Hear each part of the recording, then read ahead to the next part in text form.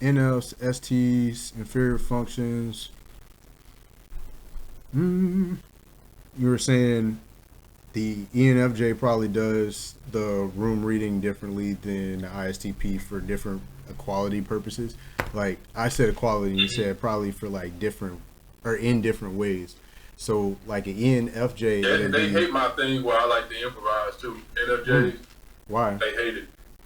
They don't understand it. They just usually don't understand it. They don't understand why you want to improvise. You know. In situations where you can plan ahead. Like even like I remember I went out of town with my mom, who's an ENFJ. She hates like if she's driving. Like I was out of town. We were just all out. My family. She hates. She's not real good at adapting driving in a new city she does not familiar with. So it's like, and she hates. She wants to know before she does it. She doesn't like to be. Oh, just turn here. She don't like that. Yeah. You know. She rather you. She wants to know she's going ahead of time. Like me, if I'm driving in a new city, if I'm driving, if people like, oh, turn here, I'm like, okay, cool, I'll just turn. You know. Does she get anxiety issues or like panic attacks or anything like that? Yeah, she does. She gets anxiety. She worries about stuff a lot. Now, I know mom worries about stuff, but she like worries about like everything. Yeah, ENFJs have. You saw something on the news that says this happened, and she'll just worry about it. She worries about things that like not worth worrying about. I say, in my opinion, but yeah. Like, I don't know. I think I have this impression that ENFJs are not the best in crisis situations. Well, you know how they say ISTPs are good in crisis situations? But I think they somehow would survive. Like, it's just, like, you know how the NI thing, the luck thing, they just somehow survive still. Like, it's weird. Like, they would be doing all the wrong things in the crisis situation probably. They probably still somehow find a way to... The funny thing about it, I'm just trying to think of a good crisis situation with my mom. I can't really think of a good one right now, but I'm pretty sure there has been. But it's like they'll worry about the wrong things in the situation, I think, and yeah. Whereas me, like I just think, okay, let me not worry about that right now. Let me prioritize. I'll start to think about what's the priority, like what things I need to worry about first. You know, I don't know. It's just weird. Like, I don't know, they say that they stereotype that NFJs are bad drivers, but they'll be like the people that are bad drivers, but they'll never get in an accident. Or they'll say ISTPs are the greatest drivers, but I don't know, we might get, I haven't gotten that many accidents either, but I've gotten into a worse accident than probably a lot of NFJs have. I ever will, you know. Those issues. Worse accident than my mom probably would have gotten into. What I know about her.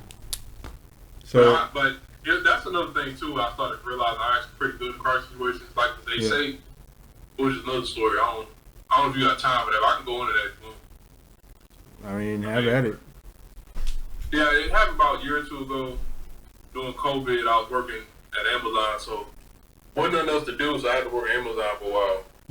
Couldn't really do things I wanted. I was like, all right, cool. I got in a bad accident. I thought it was going to jeopardize my job, but actually, they liked the way I handled myself in the situation so much. They're like, we want to keep you. Yeah. I'm like, wow. Like, I was so surprised, but I thought they was going to get me fired or something, but really, like, it was something weird going on with these lights. I was in a weird part of the city. The light went from green to red. It didn't have a yellow. It would skip yellow and went right to red. So I'm like, I'm driving, then all of a sudden, like, out my peripheral, I see a car on this side coming. He was like, hit me real hard. But in the split second reaction, I turned the wheel so that when they hit me, I was going with them so that we wouldn't clash as hard. I don't know, just split second reaction. And then I'm going towards the building in between these two support beams, and I just barely fit the car in between them as I'm about to crash. Because if I would have hit one on the building, probably would have fell down. Like, all this stuff happened in 1 second. Like, yeah, like that SE being able to just, and also from playing sports that helped. Because I know once I made a collision to the building, I remembered it feeling like, it felt kind of like when I played football. Mm. So like when you about to get hit, you see yourself about to hit the ground, you know how to brace your body so you don't hurt anything.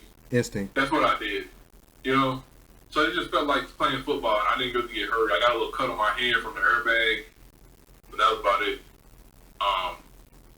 But yeah, they saw it on the camera. They saw that I had turned the wheel. It was like a defensive driving thing. I didn't know what it was defensive driving. I just kind of thought it was like, first thing I thought to do was like, okay, I'm about to hit this person. If I don't turn with them, I'm going to make a harder collision. Somebody might have died, you know?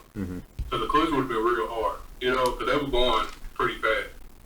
So that actually, and after I turned the wheel so that we hit each other softly, I kind of turned back against them so that we could try to slow down into the building. We hit the building as hard. Yeah. All this was like split second. I'm like, and then I kept my cool the whole time. That the guy, that was other driver, was panicking and stuff, and I just kind of ignored him because it was like, it's not the thing to do. I was like thinking like, okay, what I need to do? Yeah. You know, I just ignored him because it wasn't really. It wouldn't have got us out of that situation. Like if something bad, it wasn't really. It wasn't useful. It wasn't conducive. Yeah, it just wasn't. So I just like, yeah, whatever. In that moment, I was like, let me just ignore him, like, because he panicked. So like a lot happened in that instance. Like a lot happened in that one instance. That's a lot. I'm glad that you're okay. Yeah, like I just surprised myself. Yeah. That's just SE, like the extroverted sensing. All those calculations I made just a second. You know. Yeah. 1 second. It's like I didn't, you know, surprise myself. Like I remember thinking it, and I'm thinking back, all happened like in slow motion, which is normal. Everybody probably having slow motion, like, because you in that mode, but it was like it was more comfortable for me than probably with some other people. But yeah, like,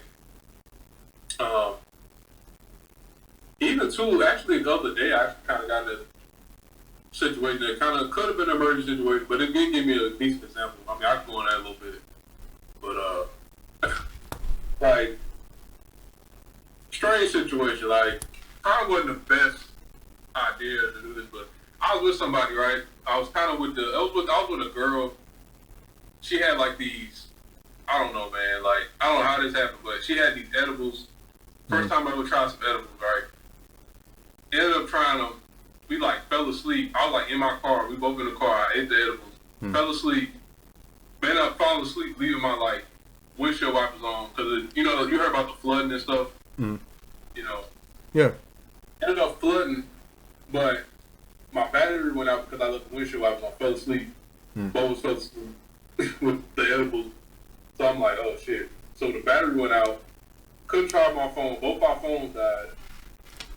Ended up dying. I ended up having to, like, get somebody to give me a little jump. But I had to call them. But it was, like, this close. They might not have made it. But we would have made it out, but it would have been, like, a bunch longer because the flooding and stuff was hard for people to get to it. Yeah. But, yeah, we were stuck pretty much because it was flooding around. Rain was so hard, like, just stuck for, like, a little bit. It was crazy, man. Like, it was like kind of a date, let's put it like that. We just went on a date, and then I was like, let me try some little edibles. Yeah, it was weird. It was kind of, like, it was a weird feeling, like, eating the edibles, like, for the first time. Yeah. What kind were they, gummies? Like, I just wanted to try it out. What kind were they? That could have been a bad situation. Who knows? Like, could have went worse. But I was just looking at the way I was thinking in the situation. I was saying, like, okay, I'm in that crisis mode that they talk about for ISTPs. Like, you know? Yeah. And they say to be good with cars. I'm not actually good necessarily. I don't know everything about, but when certain stuff happened with my, like, car, I'm able to figure it out. It is not that hard for me to figure it out. Because I was looking at it, I just was testing stuff out. I'm like, I knew it was electrical, like, pretty easy. Like, I'm pretty sure a lot of people. But the way I was just present the way I was thinking about it. I was looking, and I'm like, okay, everything electrical's not working. My phone's not charging. The light is dim. Okay, it's probably electrical. The battery. I know it wouldn't be the alternator because the alternator, last I checked, the alternator wasn't bad. So it's electrical, so it has to be the battery. Only reason it's not starting, it's got to be electrical. All the lights look, you know, the lights are electrical. that's electrical, so it's electrical. And then it's like, I kind of guessed, okay, yeah, it's electrical. So, yeah, that's kind of how I was thinking about it. So I'm thinking like, okay, I see the crisis thing and I see how they say it can be good with cars. I don't have an interest in cars, but like, every time I try to figure out what's wrong with a car, I was right. Let's put it like that. Well, basically, to, right. you made it happen when you needed to. Yeah. Maybe I think when I get older, I might start getting into the car. But who knows? That could work. Never have enough skills. Okay. Yeah, of course, still going. So yeah, as far as the ENFJs having anxieties and whatnot, I found that pretty common, and I think that's tied to their FI NE. So like, NE makes connections out of everything. So then if an FI overreacts more or less, not in like a SI type of way, but in internal feelings over emotional burden type of way, then it makes sense for the FI NE specifically in an ENFJ to spin out of control about whatever it is they're feeling, and then that be exacerbated rather than quelled by the NE, which is supposed to like help them find a way around it.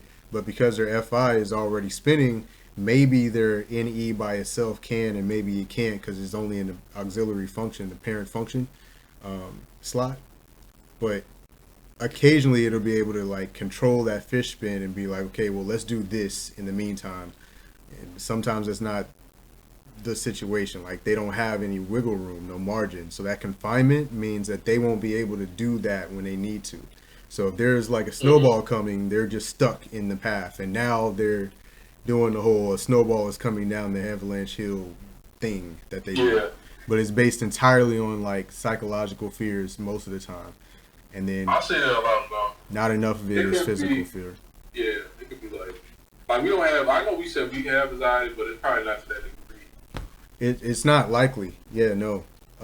It can happen. It's not likely though. Yeah, we get it from we just had so many things came at us over time. Like I kind of I was saying before, so many things came at us over time that we had to respond to. So that we could develop anxiety that way. Like, okay, what's gonna happen next? Yeah. So some of those things could have been like traumatized to some SP, not even traumatized, it just came completely out. We didn't see it coming, Yeah. So that's what did that happen again, That's the reason why an EN or an IN will look at you guys and be like, okay, well, why would you do as many things as possible spontaneously instead of creating pockets for spontaneity and then moving on to the next pocket, like long-term planning, right? Because one of them is a little more safe than the other. I started learning to do that as I got more my NI. Yeah.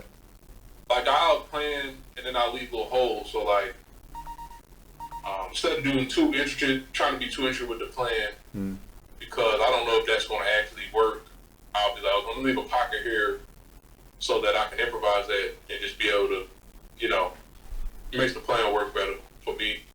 So, but how big is that pocket though? Like the improvision pocket seems to be like gigantic to them, but by your means though, is it a large pocket of improvision by your means, or is it like everyone should be able to do this? Not too much, because I can see it like, okay, I can figure that out. Or I can kind of see with my NI too, like, okay, it's only these things could happen. So like either way, I'll be able to figure it out. I use it enough to where I can be able to see that. So in situations where the outcome is rampant, like it could be anything, it's random, and it could be multiple random things, then you don't do so well, or does that plan usually work as well? That could, or if it's something that you just can't improvise, because you can't improvise everything. Okay. So if it's something that is just really can't improvise, yeah. Okay. Certain things you can't do on the fly. Yeah, that makes sense. Because then you can take this information about an ISTP and then translate it to other types, and then recognize certain things in the ISTP in your immediate vicinity, like here or later on, or reconcile something from the past or whatever. So. We don't do bad. ISTP don't do bad with like short term planning. Like I can plan something short term. Like if it's something that's gonna happen in a day or two, a couple days, I'll plan it. You know. But if it's something that's gonna happen like way out in the future, yeah, I'm not looking that far out because there's so much happening right now that should contradict what's gonna happen like that far out. You know. Yeah. So what I realize is. Like ISTPs, you know what I mean? Or if you like that, I can plan a date. Very like, I plan exactly. If you keep an ISTP around intuitive while an intuitive is preparing, the ISTP will get a little neurotic about their situation, get a little angsty, and then start preparing in advance, like far in advance, because they're around the INT, or I was going to say INTP or INTJ or whatever, but the intuitive in general, and then they're gonna be like, "Oh, that's a thing. Dang, I didn't think about that. Maybe I should." Blah blah blah blah blah blah blah. Yeah. It's something that we just discovered. There was something to think about it. Yeah, it's the new information. I'm like, oh, yeah. I mean, in general, I know too. Like, if somebody asked me to plan something, I've even said it a few times. Yeah. Like, say if I'm like, I told you I do a lot of dating, right, and on my free time, like. I've had girls, like, they'd be like, oh, I'm out of town. I'll be back in town on this date. Mm-hmm. I'll be like, I don't even want to plan that far out because I'm not even, like, you know, like, I don't know. It's like, yeah, I don't even try to plan that far. I don't think it's a good idea in general. But so does, like, planning seem unnecessary or does it seem like a drain of any kind? It's necessary, but it's just draining. Kind of. And it's not in my comfort zone as much. But, I mean, planning something, I think I can use my expert thinking to plan something that's going to happen soon. A little bit in I can use something, like, actually use my expert thinking because I can, like, I'll plan something for next week, you know, or 3 days from now, or, yeah. I'll be able to do that. That makes sense. Not like I'm visualizing what's going to happen and all that, like, all the variables, I'll just be like, okay, do this, do that, and do that. Got to think about that. I don't know if that's what an NF would do or not. Like try to visualize the plans. Short-term planning is not that hard for me. I think introvert thinking actually can do it a little bit. It's just like being strategic. You know how introvert thinking kind of can be tactical and kind of in the moment we can be tactical, I guess. For what we got to do, I guess like we go out a little bit in the future with it a little bit. Tiny bit, not like, I mean, a few days in the future. Even then, depending on what it is, it might not be, might not want to even plan it. But I date other SFPs. If I date an ESTP or ISTP, they don't like playing dates. I noticed that. They're like the only girls that don't like playing dates. They like to just, you call them one day and be like, hey, you want to do this tonight or something? It's kind of weird. No. Like, they're different that way. Other girls, like, I don't know if you've seen that or not. Yeah, but then do you like date STs? You know, well, I haven't dated a lot. I've dated an ESTJ. I think I've dated maybe one ISTJ. She was, but she was like bisexual. But you know how ISTJs can be kind of tomboyish? She was like bisexual, so. Then she ended up going full on gay, after a few months down the line. So I don't know. She was a little, but I dated an ESTJ. I almost got the love triangle with an ESTJ, but it was like when I was in college. So, that's a long story too, but I almost did, but not really. I don't know. Because she did used to talk to my friend that was ENTP, and that didn't work out. So it was like, then I also, like, I kind of wasn't friends with him no more because we just kind of drifted apart. I just didn't see him anymore. He was like doing his own thing, but yeah, it was kind of, she was an ESTJ. I did the ESTJ. I can handle ESTJs. They are hard for some people to deal with, I guess, because they come off kind of harsh, but I don't really take them seriously as other people do. And they're not used to that. Like, you know what I'm saying? Yeah. Kind of. So, like, I'll look at them and I can tell, like, yeah, like you don't take them as seriously. They just throw them off, and they kind of like, because they want you to be kind of scared of them, kind of like, I don't know. Yeah, they like challenge to a degree. They look at you in a different way if you're not behaving the way a person in a certain role would act, because it's still an SJ thing, but it's more like they put you in whatever box your accreditation says, and if they don't know anything about you, they're not going to try and investigate at first, right? So it's really whatever they meet you with in your hand is what they're judging you off of, and that's enough. So as things come out of your face, they can compile more of an evidence case on what box you should be in.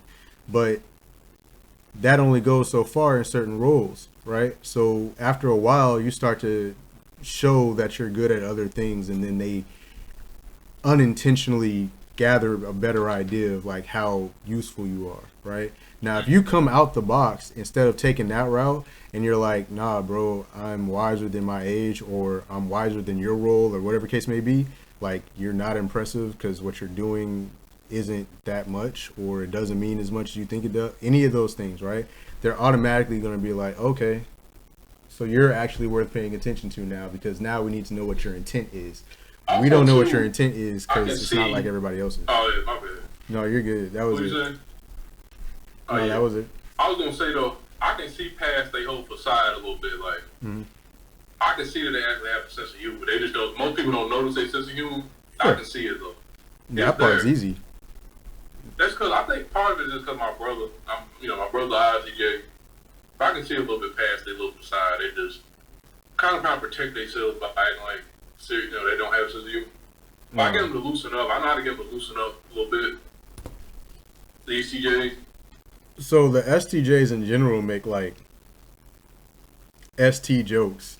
So even when the ISTJ does like make a joke, it'll be, which is actually more often than not. People don't seem to know that. So definitely agree on that point.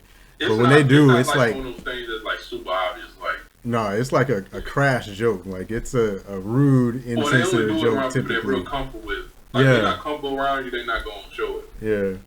So I guess that's a badge of honor in some type of way if you heard this from an ISTJ. Yeah, they also, like, they'll try to be harsh, and I don't know. It's like, the stuff they say don't really hurt my feelings like that. You know? They usually don't really say anything, like, because it usually just sounds like constructive criticism to me. Yeah. Other people might not. But that's the other thing, like mostly that's what they intend to do, and they come off a different way, and it just like skips them entirely that they did not come off the way they wanted to come off. And I kind of like it sometimes, because I had a friend that I went to school with, was the ESTJ. He'll just like, I remember one time I played football with him. One time he'll help me out a lot. Like they usually help me out a lot, like telling me stuff. They just tell it like that. They skip all the BS and just tell me. Like one time I was playing football, I was out there with him in the game. He was like, he'll just tell me, like, he was real smart. You know, he knew football real well. He's like the smartest, one of the smartest, probably one of the best on the team too. Most experienced and stuff. He just straight up told me, he's like, man, you better watch out because you probably gonna be one that's open. Stuff like that, you know. And one time he heard I started high jumping on track team. He would tell me, he's like, you better at least jump your height. Or like, you know what I'm saying? He give me standards and stuff. He was like, you need to at least be jumping your height. He played different sport. He didn't do track, but he just tell me stuff like that just out of nowhere. Like, you know, that's actually good measure. Yeah. Like, you know, stuff like that. Like little nuggets from the ISTJ. Yeah. Stuff like that is they have good intent. Like they don't have the bad intent like usually. Agreed. Just they don't, Agreed. They don't know how to. Yeah. They can have some of the best intent actually. Just come off in a different tone. Which, like context and then content, me personally, I'm like content over context within reason. But I don't know. If an INTP is like a watered down ISTJ, then, it makes sense that they would come off tone deaf to a degree as well. So maybe they're just like the far extreme out of all the types of who would be tone deaf or like socially. Like they don't pick up on hints well. ISTJ don't pick up on hints. I don't want to say detached either, because that's the wrong word. Yeah, they don't pick up on hints that well. I don't know. Yeah. They do struggle with picking up on hints and like small things. Yeah. But yeah. You find it's like super easy for them to be wrong every once in a while, especially when something's like missing, like a piece of information is missing. They have like a mental protection from being wrong when they don't have all the information, like saying I don't know or wait until such and such. Yeah. Or do they just like fire and miss? Yeah. You mean ESTJ? ISTJs or ESTJs? I think ESTJs are wrong more often than ISTJs. But they'll go back. Usually when they usually don't have a problem with being like, okay, apologizing or something. What I see. More ISTJs don't apologize as often as ESTJs are more likely to apologize. Right. I see. Why do you think that is? They're more likely because of that low FI. I think ISTJs FI make them not want to apologize as much, but they will. You know what I mean? They learn from it. They won't take it personally, move on. Like they're wrong about something. Like you ever see like good example? I think fictional example. Kind of, I say like a lot of people say Cyclops is ISTJ. Like they'll show him in there like he'll be wrong about judgments, calls and stuff. He'll every once in a while he'll apologize. You know, be like, okay, I was wrong. I don't know, whatever the author depicts it.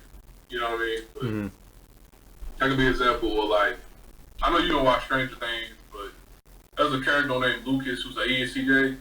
He was real judgmental of somebody on there, and then he ended up apologizing. Like, but that's a parallel to real life. I think it's a parallel, but that happens in real life.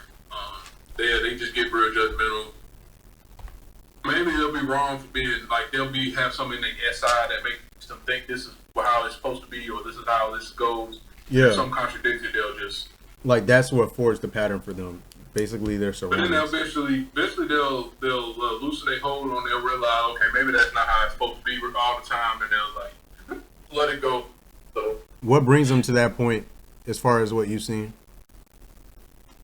Of being like judgmental or just being wrong. Of being willing to change. I think the information has to go through a whole function stack. So like some of the lower functions have to process a little bit. Okay. Like what are the lower functions? What is it? TESI, NE. When it gets to the NE probably. So they're NE. Yeah, so for ISTJ, their NE is their inferior function. It's the fourth one. So their FI is their tertiary, their child function. Yeah, I think it has to get to the NE. Okay. Be open to the full possibilities. Like, yeah. That's what I think. Just asking.